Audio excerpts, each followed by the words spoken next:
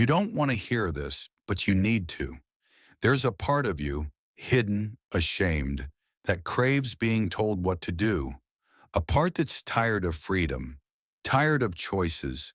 A part that would rather surrender to a leader, a system, even a lie, than face the unbearable weight of being truly free. This isn't speculation, it's human nature.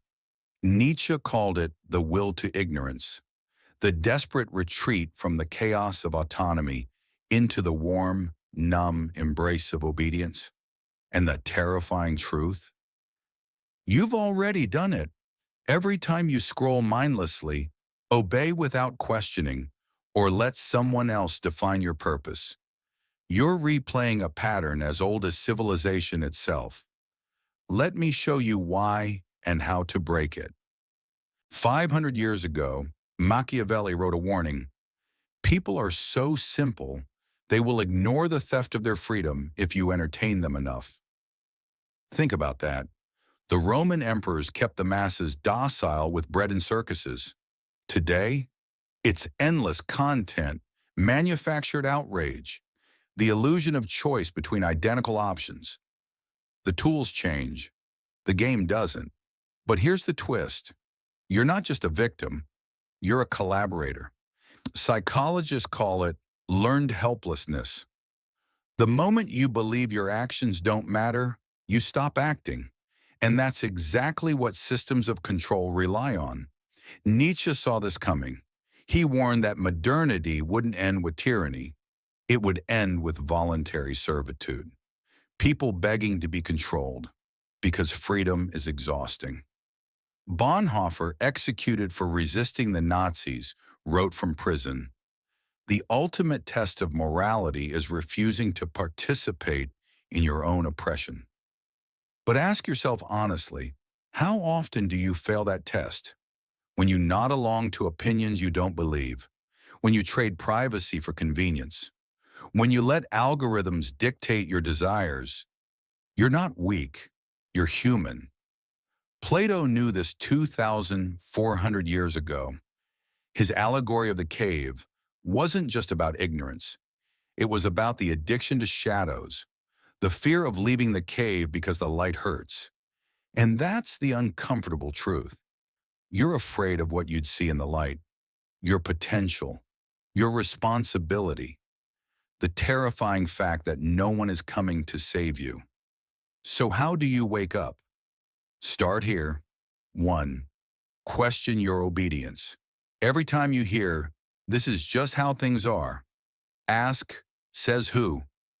Machiavelli's greatest fear was a populace that stopped believing in inevitability.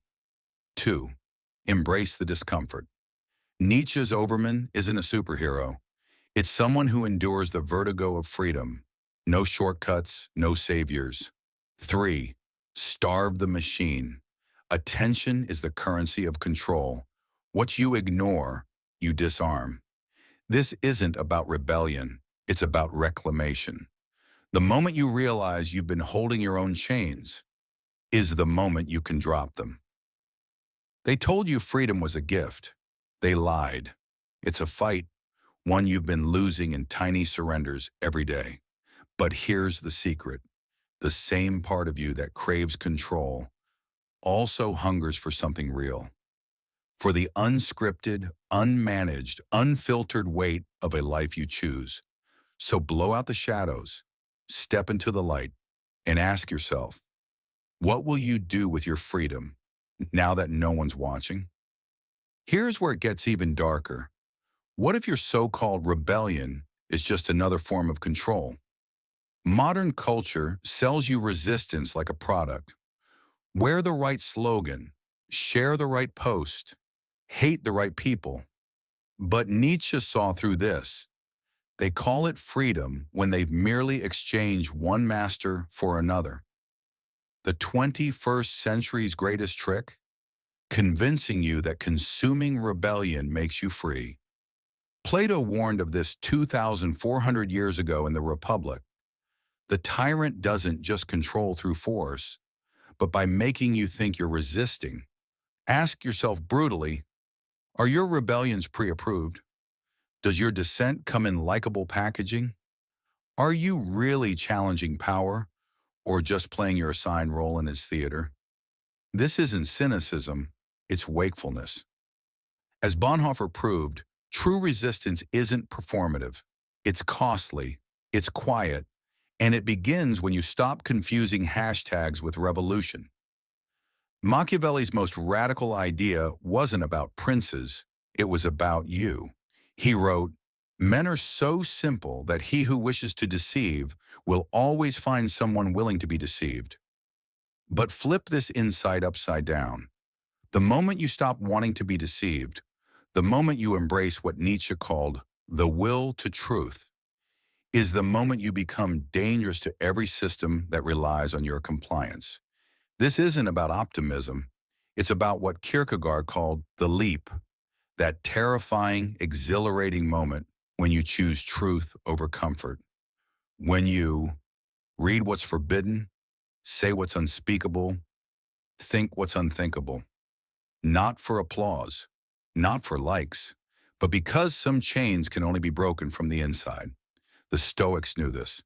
Marcus Aurelius wrote, "You have power over your mind, not outside events.